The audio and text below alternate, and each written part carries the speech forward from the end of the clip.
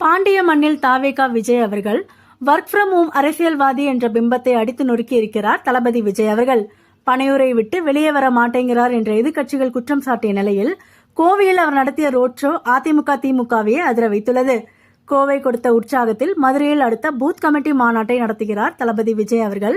இதற்கான ஏற்பாடுகள் தீவிரமாக நடைபெற்று வருகிறது. தமிழகத்தில் பல பகுதிகள் இருக்க இரண்டாவதாக தளபதி விஜய் அவர்கள் மதுரையை தேர்ந்தெடுக்க என்ன காரணம் என்பது குறித்து சில தகவல்கள் வெளியாகியுள்ளது.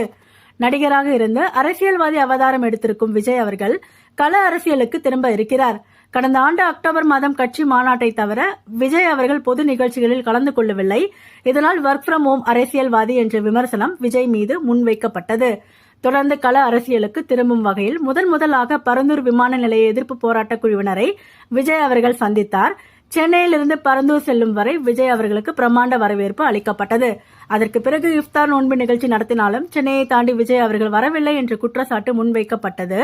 இந்நிலை 2026ஆம் ஆண்டு சட்டமன்ற தேர்தலை முன்வைத்து தமிழ்நாடு முழுவதும் பயணம் மேற்கொள்ள இருக்கிறார் விஜய் அவர்கள். இதற்காக மண்டல வாரியாக பூத் கமிட்டி மாநாடு நடத்த ஏற்பாடு செய்யப்பட்டது.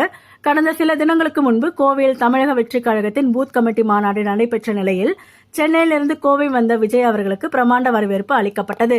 சென்னையிலிருந்து கோவைக்கு 1 மணி நேரத்தில் விமானத்தில் வந்தாலும் கோவை விமான நிலையத்திலிருந்து அவர் தங்கியிருந்த ஹோட்டலுக்கும் ஹோட்டலிலிருந்து நிகழ்ச்சி நடைபெற்ற திருமண மண்டபத்திற்கும் விஜய் அவர்கள் சென்று வரவே 5 மணி நேரத்திற்கும் மேலானது. வழியெங்கும் கமிட்டி மாநாட்டுக்கு ஏஜென்ட்டுகளுக்கு மட்டுமே அழைப்பு விடுக்கப்பட்டு இருந்த நிலையில் குழந்தைகள் முதல் பெரியவர்கள் வரை விஜய் அவர்களை பார்ப்பதற்காகவே கோவையில் திரண்டனர்.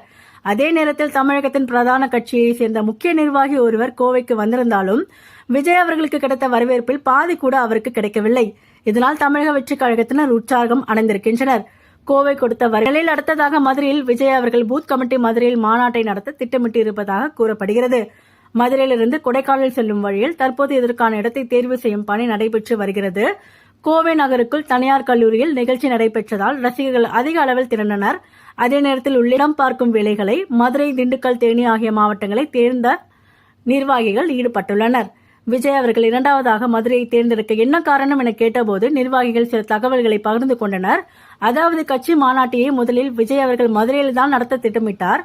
எம்ஜிஆர் அவர்கள், விஜயகாந்த் அவர்கள், கமலஹாசன் அவர்கள் என பலர் அங்குதான் மாநாட்டை நடத்தினர். அதிமுக 2011ஆம் ஆண்டில் ஆட்சி அமைக்க மதுரை மாநாடு திருப்பு முனையாக அமைந்தது. தமிழகத்தின் பெரும்பாலான கட்சிகளும் மதுரையில் இருந்துதான் அரசியல் பயணத்தை ஆரம்பிப்பார்கள். விஜய் அவர்களும் அதனை நினைத்த நிலையில் ஆனால் பல்வேறு கெடுபிடிகள் காரணமாக கட்சியின் முதல் மாநில மாநாட்டை மதுரையில் நடத்த முடியவில்லை.